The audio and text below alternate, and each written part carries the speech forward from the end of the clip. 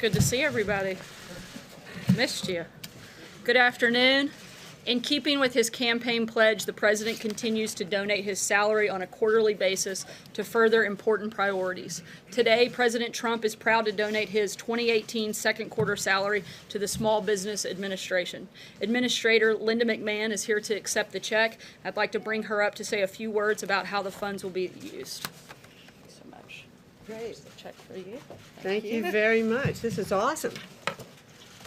Well, I would like to thank the President for his generosity and for his support of the Small Business Administration. He clearly understands the value of small businesses. There are approximately 30 million of them in this country, and I'm very happy to be their advocate.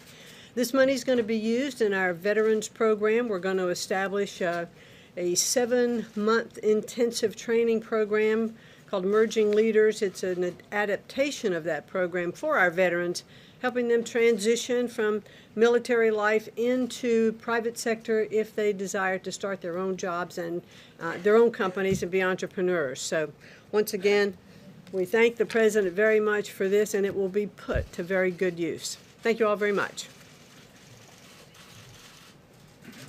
Thank you, Administrator McMahon. Now I'd like to bring up National Security Advisor Ambassador John Bolton to discuss the withdrawal from the optional protocol on dispute resolution to the Vienna Convention on Diplomatic Relations. He'll take some questions after some remarks, and I'll be up to take questions of the day. Thanks.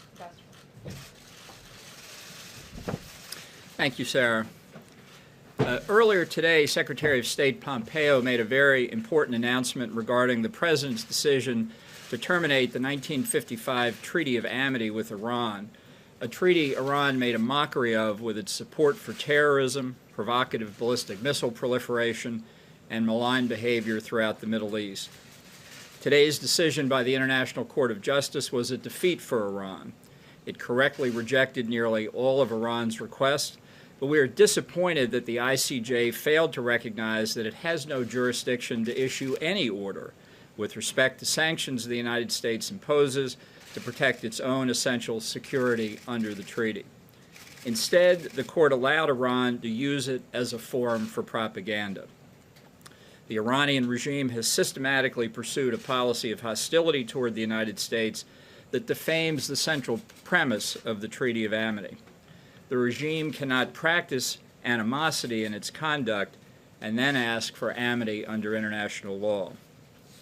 In addition to the Treaty of Amity, I am announcing that the President has decided that the United States will withdraw from the optional protocol on dispute resolution to the Vienna Convention on Diplomatic Relations. This is in connection with a case brought by the so-called State of Palestine, naming the United States as a defendant, challenging our move of our embassy from Tel Aviv to Jerusalem. I'd like to stress the United States remains a party to the underlying Vienna Convention on Diplomatic Relations, and we expect all other parties to abide by their international obligations under the convention. Our actions today are consistent with the decisions President Reagan made in the 1980s in the wake of the politicized suits against the United States by Nicaragua to terminate our acceptance of the optional compulsory jurisdiction of the International Court of Justice under Article 36(2) of the ICJ statute, and his decision to withdraw from a bilateral treaty with Nicaragua. It is also consistent with the decision President Bush made in 2005 to withdraw from the optional protocol to the Vienna Convention on Consular Relations following the ICJ's interference in our domestic criminal justice system. So our actions today deal with the treaties and current litigation involving the United States before the International Court of Justice.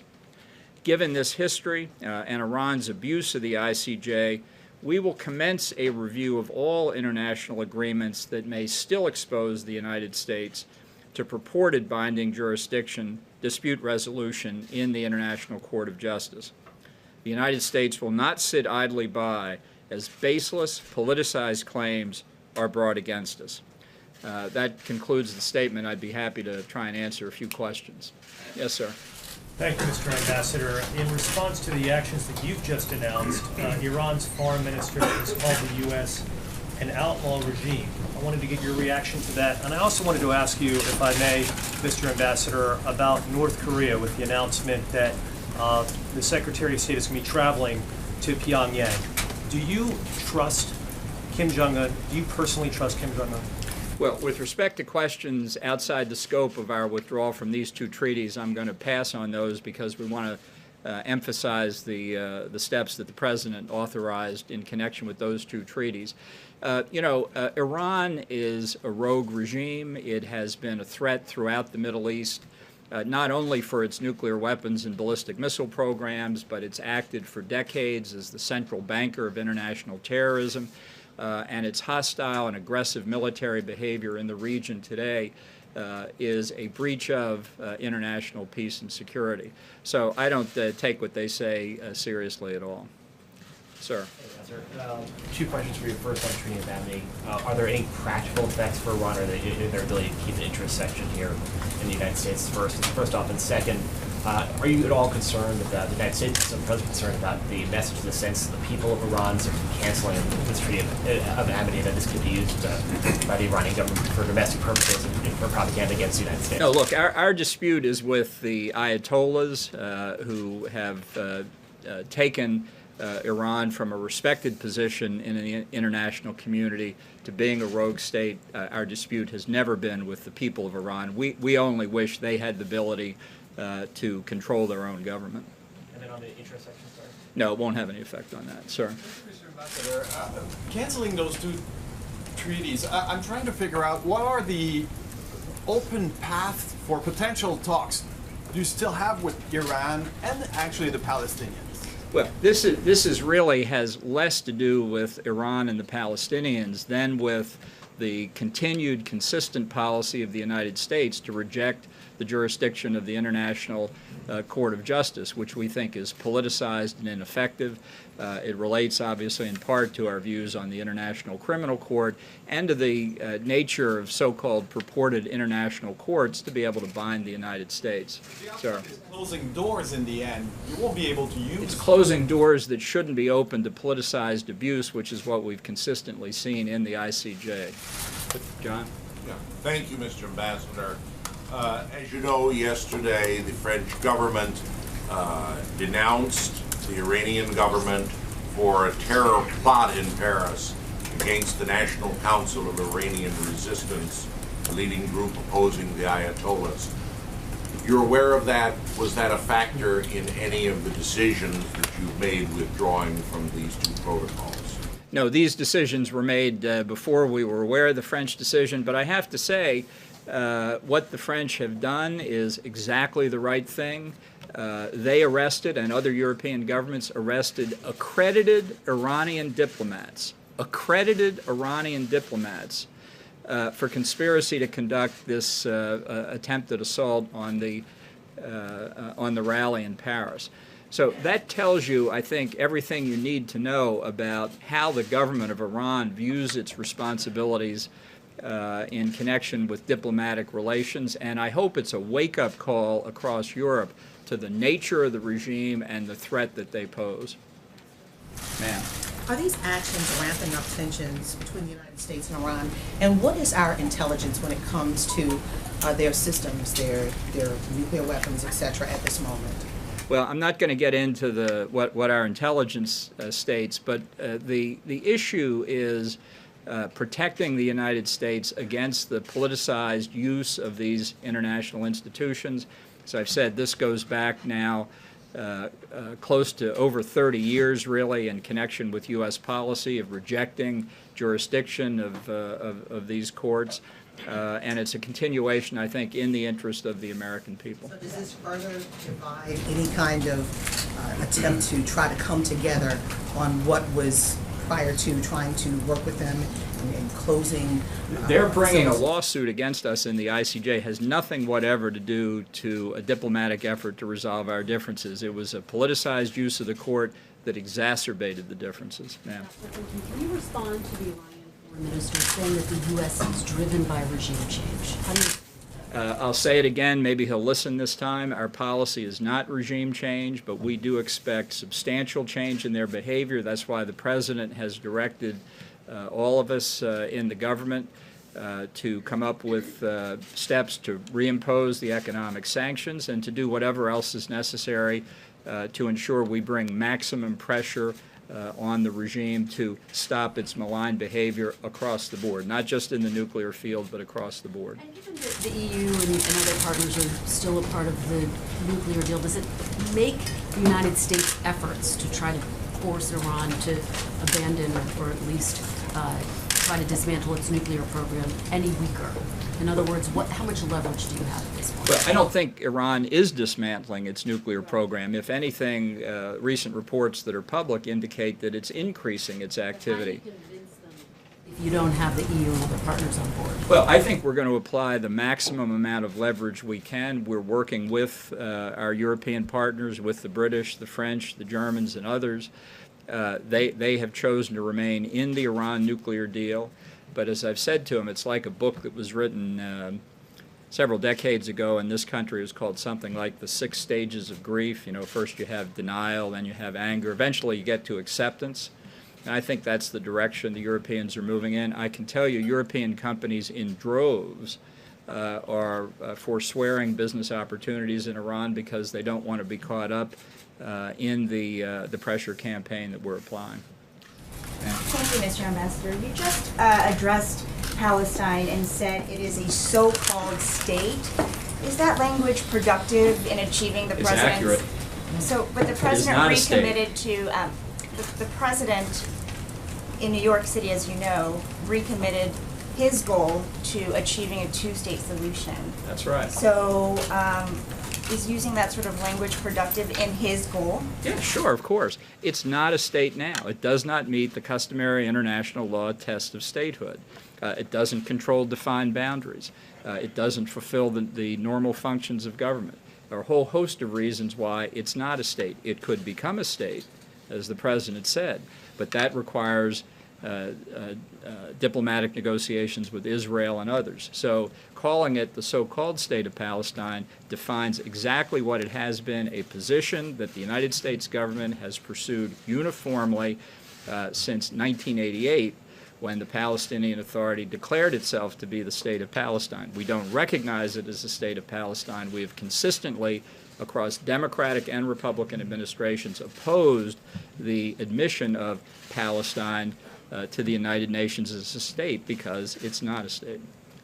Sir. Yes, sir. The IAEA is saying it doesn't take at face value Netanyahu's claims that Iran's harboring a secret atomic warehouse.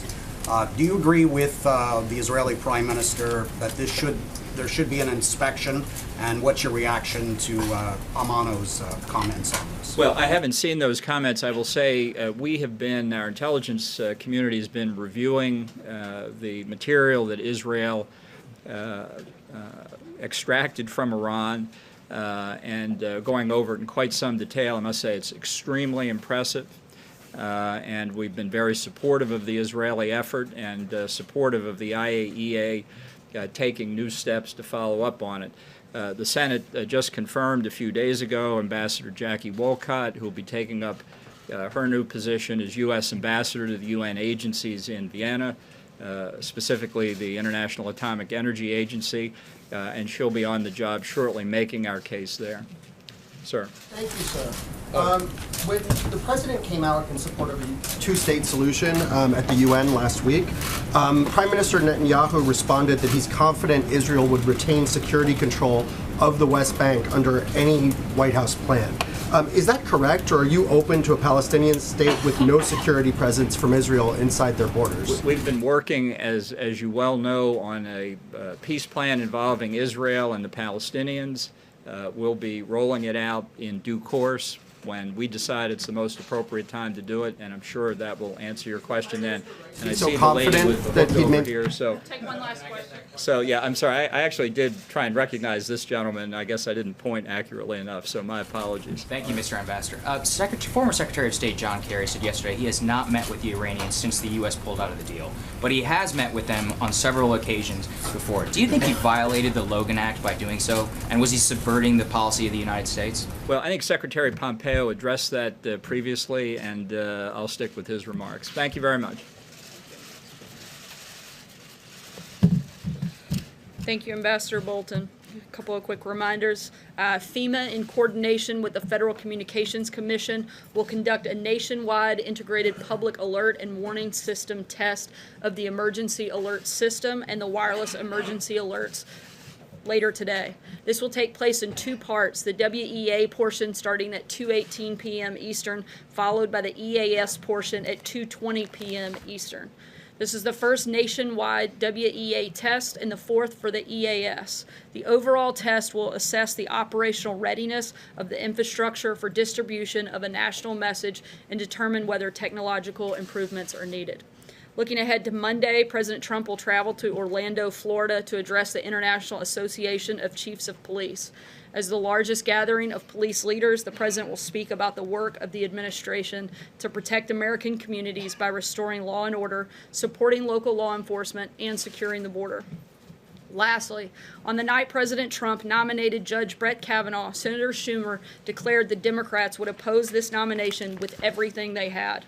Before a single document was produced, a single meeting with the senator, or a hearing was ever scheduled, Chuck Schumer and the Senate Democrats telegraphed a strategy to throw the kitchen sink at the judge with no regard for the process, decency, or standards.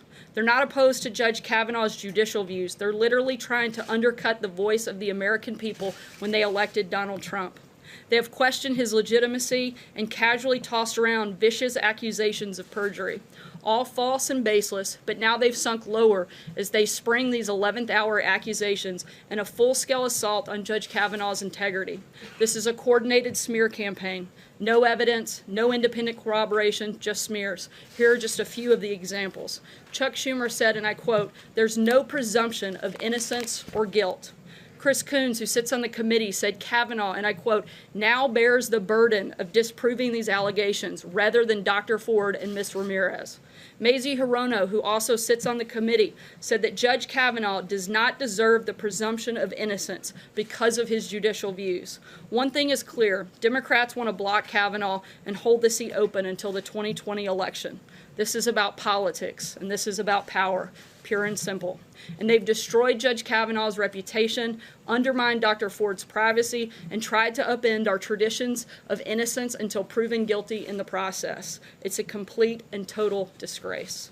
We will receive and submit the FBI's supplemental background investigation on his nomination to the Senate.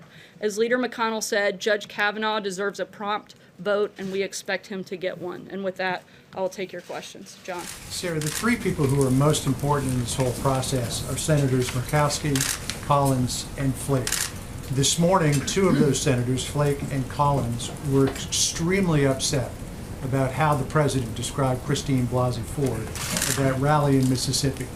Knowing how sensitive this issue is and how important it would be if the FBI investigation shows no other compelling evidence to keep Judge Kavanaugh from the court, that these people need to be comfortable with voting for him. Why did the president say what he did last night in the way that he said it? The president was stating the facts, and frankly, facts that were included in Special Prosecutor Rachel Mitchell's report. He was stating facts that were given during Dr. Ford's testimony, and the Senate has to make a decision based on those facts and whether or not they see Judge Kavanaugh to be qualified to hold the position on the Supreme Court. Every single word Judge Kavanaugh has said has been picked apart. Every single word, second by second, of his testimony has been picked apart. Yet if anybody says anything about the accusations that have been thrown against them, that's totally off limits and outrageous. This entire process has been a disgrace, and the only reason that it's been that way is because Senate Democrats didn't do this the way that it should have been done, and they circumvented the entire system. And frankly, they've undermined our entire judicial branch by the way that they've acted and the inappropriateness of which they've conducted themselves. Sorry, go ahead. Pointing out inconsistencies in testimony is one thing, but the tone with which the president did it last night clearly had an effect on two key swing votes for his nomination. Is the president concerned that he may have put those votes in danger by doing what he did last night? I don't think so. The president's very confident in his nominee, as he stated time and time again, and we expect the Senate to vote, and we hope they do that soon. Zeke. Two quick questions, and I'll come back to Kavanaugh. First, is the White House have any response to the reported mailings of ricin to Pentagon officials and also the president. Has the president been briefed on this investigation? Any updates? The president's certainly been made aware, but as we stated yesterday, I would refer you to the U.S. Secret Service to respond to those Do you have any letters. update on the president's meeting with Deputy Attorney General Rod Rosenstein? That was supposed to be held last week. Is the president still in confidence with him? Again, we don't have any updates on that front. If there's a meeting, we'll let you know. But at this point, they continue to work together and both show up every day and do their jobs. Just one more back on Kavanaugh. You said a couple of minutes ago you criticized Democrats for undermining Dr. Ford's privacy. And the way the president referred to her last night, aren't you there trying to have it both ways by sort of attacking Democrats for doing something that wasn't in your interest, and then the president was out on stage last night essentially mocking her testimony for Not at all. We're pointing out the hypocrisy. Again, none of this would be taking place if Democrats had done this in a normal order and not exploited Dr. Ford and attacked Judge Kavanaugh in such a public manner. All of this could have been handled completely differently, and the Senate Democrats hold all of the responsibility for that process. Josh? The New York Times reported yesterday that the president had engaged in outright tax fraud throughout the 90s with suspect tax schemes and basically getting more money from his parents than he said, using thousands of documents. You rebutted the story. Can you explain what is inaccurate about that story, if there's anything that is actually inaccurate about it? It's a totally false attack based on an old recycled news story. I'm not going to sit and go through every single line of a very boring 14,000 word story. The only thing, I will say one thing the article did get right was that it showed that the president's father actually had a great deal of confidence in him. In fact, the president brought his father into a lot of deals and they made a lot of money together, so much so that his father went on to say that everything he touched turned to gold. The president's lawyer addressed some of the specific claims and walked through how the allegations of fraud and tax evasion are 100% false and highly defamatory. There was no fraud or tax evasion by anyone. He went on much further, and I would encourage you to read every word of his statement, which completely undercuts the accusations made by the New York Times. Are the president's taxes still under audit? I know that a number of his taxes are still under audit. From the 90s and early 2000s? I'd have to check and get back to you. Celia?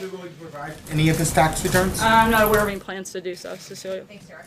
It was just a couple of days ago that the president called Christine Blasey Ford a very credible witness, a very credible, very compelling. But now he's basically making her out to be a liar. So which is it? Certainly, the testimony by Dr. Ford was compelling, but you can't make this decision based on emotion. It has to be based on fact.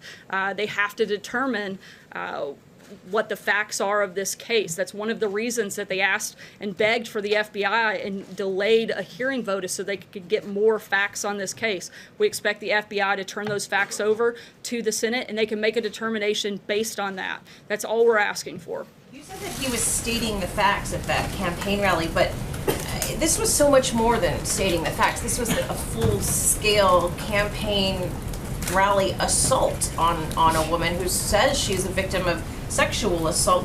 What do you get out of that? Is that to help Kavanaugh's nomination? Is this to rally the base? Is this going to help with the midterms? Like, what's the point in doing that? Again, I dispute that it wasn't anything other than the president stating facts. In fact, facts that were laid out in the prosecutor's memo that she put forward to the Senate. Each of the things that he called out were things that were laid out in that memo. Sager? Thanks, Sarah. There's conflicting feelings on Capitol Hill right now over whether the FBI investigation into Judge Kavanaugh should be made public or not.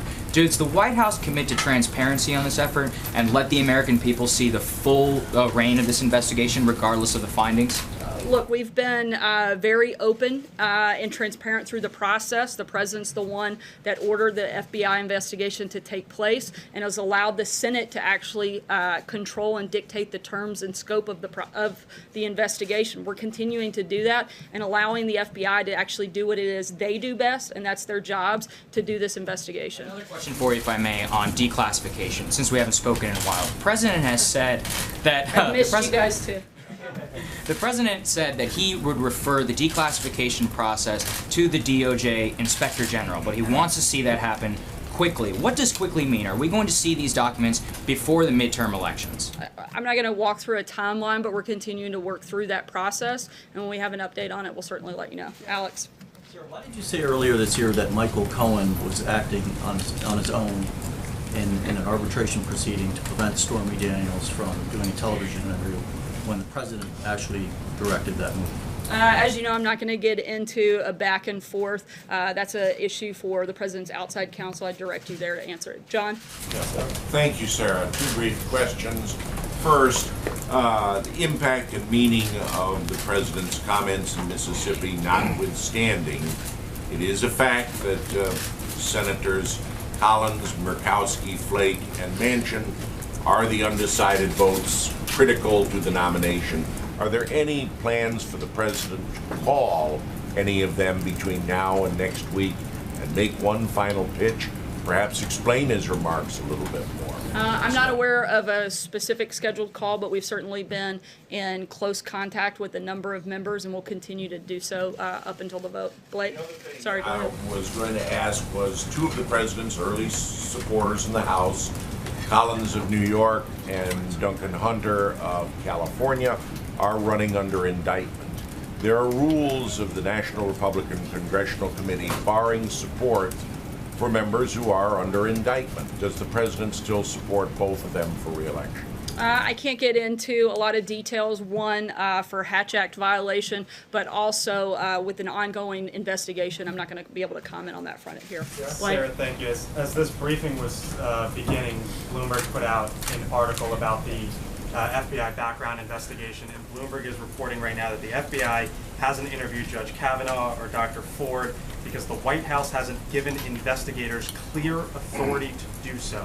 Is that indeed the case? As we've said several times, the president's indicated that whoever the FBI deems necessary to interview, he's fine with that, but he's also asked that the Senate be the ones that determine the scope of what they need in order to make a decision on whether they vote Kavanaugh up or down. I can also tell you that both Judge Kavanaugh and Dr. Ford were questioned in the most public way possible by the members of the Senate, who are ultimately the ones who have to make the determination on whether or not they vote for Judge Kavanaugh. If they had additional questions for either one of them, they had a time and an opportunity certainly to ask those. Does the White House believe it is appropriate then? Does the White House believe it is appropriate for Again, these we're two? going to allow the I know you Senate say to make the that determination of the scope. Aisha. Aisha, go ahead. Thank you. So President Trump talked a lot yesterday about this issue of being concerned about men being guilty before being thought guilty before proven innocent, and this idea of due process. But in the past, with the Central Park Five, he put out an ad basically calling for the death penalty before they had been found convicted, and even after they were exonerated, he still basically said that they may be guilty. And even as president, he has talked about presided over rallies where people say lock her up, talking about Hillary Clinton. So I guess, is there a disconnect between when the president is interested in due process for some, but not for others? Not at all. The president actually encouraged the Senate to hear Dr. Ford's testimony in the same way he encouraged them to hear Judge Kavanaugh's. He is simply stating the fact that we are a country of law and order. We are a country that still believes that you're innocent until proven guilty, and we want to see that process go through in its entirety, and it should be on a fair playing field. That's simply the only point he's making. He said the Central Park Five was guilty. Yes. And does he feel that now? I'd have to look back at the specific comments. Dave? But that's the real question in the midst of this. The president has taken this moment. Dave, go ahead. The president has taken this moment to say that he's been affected personally by all of these allegations, and he's picking and choosing, just as this question was. He said that the Central Park Five was guilty, and then he has made Bill Clinton guilty. Has he decided to change his mind on the Central Park Five as they have been exonerated? It's interesting that you bring up Bill Clinton. Nobody wants to hear those accusers' voices be heard, but you're certainly happy to hear all the others. Dave, go ahead. The president had them at the I've debate. addressed this. I don't have anything else to add. Debate. Dave, go ahead. Is he still talking to them? Sarah, several times in the last week, the president has tried to reassure voters that he'll protect people with pre-existing conditions from losing their health insurance. Is that a sign that he's worried Republicans are losing the argument on health care in this election? I think it's a sign that the president wants to protect people with pre-existing health conditions.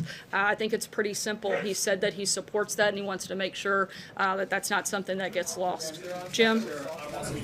This I mean, it was pretty obvious that the president was mocking Christine Blasey Ford last night. He said, how did you get home? I don't remember. How did you get there? I don't remember. Where is this place? I don't remember. He seemed to be, to the delight of the crowd there in Mississippi, mocking her repeatedly. Isn't there something wrong with the President of the United States mocking somebody who says she was sexually assaulted? It seemed to me that he was stating facts that Dr. Ford herself laid out in her testimony. Once again, every single word that Judge Kavanaugh has said has been looked at, examined, picked apart by most of you in this room, but no one is looking at whether or not the accusations made are corroborated, whether or not there's evidence to support them. Every person that she named has come out and said either they didn't recall it or it didn't happen or they weren't there. Every single bit of evidence and facts that we've seen in this moment have supported Judge Kavanaugh's case, and the president simply pointed out the facts of the matter, and that is what the Senate will have to use to determine whether or not they vote to support him or not. Are you saying Judge Kavanaugh is the victim in all this? I think both Dr. Ford and Judge Kavanaugh are victims at the hands of the Democrats. I think it is absolutely disgraceful what they've done and exploited this process. They exploited Dr. Ford. They're exploiting all of the women that have come out to make any type of accusation. This isn't the process that should have been done, and certainly everybody deserves to be heard, but that includes Judge Kavanaugh, and that should be part of this process, and the facts have to be looked at, and I think you have to look at the prosecutor's memo. Those are where you see all of those facts laid out, and I think she makes a very compelling case. John, go ahead. Comments last night. You don't have any problem defending the I don't have any comments. problem stating facts, no. John. Thank you, Sarah. Just 5 days ago. I know that's something you probably do have a problem with, but I don't. Actually, Sarah, we do state the facts, and I think there have been many occasions when you don't state the facts, if I may respond. John, go ahead. Thank you, Sarah. Just 5 days ago on Friday, the president, when asked about Dr. Ford's testimony before the Senate, said that she was a very credible witness, and we saw a different tone, different substance last night in those remarks to that campaign rally audience in Mississippi. Why the change in tone?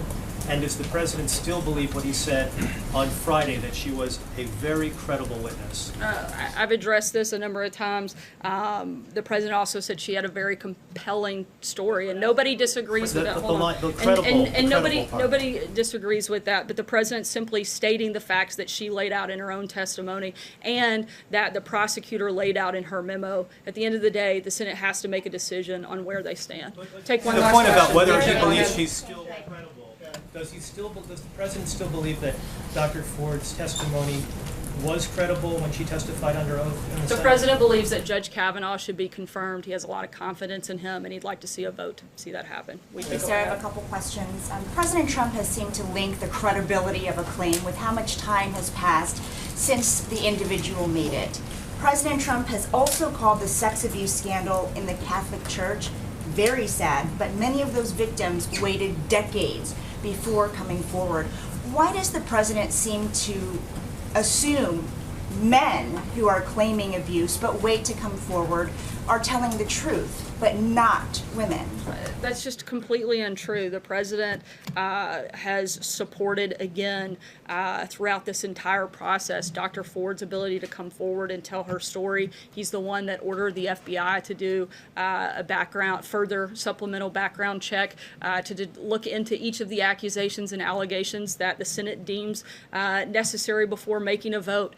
He's also been more than happy to give a platform to the accusers that have come out against then President Bill Clinton. To say that he's never sided with women is just ridiculous. No, he has implied that they're coming out of the woodwork all of a sudden and cited that as a reason why, even though he has called for an investigation. He's saying that because after Judge Kavanaugh has been in public service and in the public eye for over 26 years, been through 6 backgrounds investigation, now part of a 7th, that this is the first time you're ever hearing of any of these allegations. The fact that through all of those background checks, not even an inkling of any of those things has ever come up, despite the fact he was one of the top prosecutors for Ken Starr and in a major public position, none of these things came up. When he was nominated to be on the federal bench, none of these things came up. He has been a public figure, and there's been a lot of opportunity for people to raise this issue, and it never has. And now, at the 11th hour, the Democrats have exploited this process and done so publicly, and it's a shame, and he's simply calling that out. Thanks so much, guys. We'll see you soon.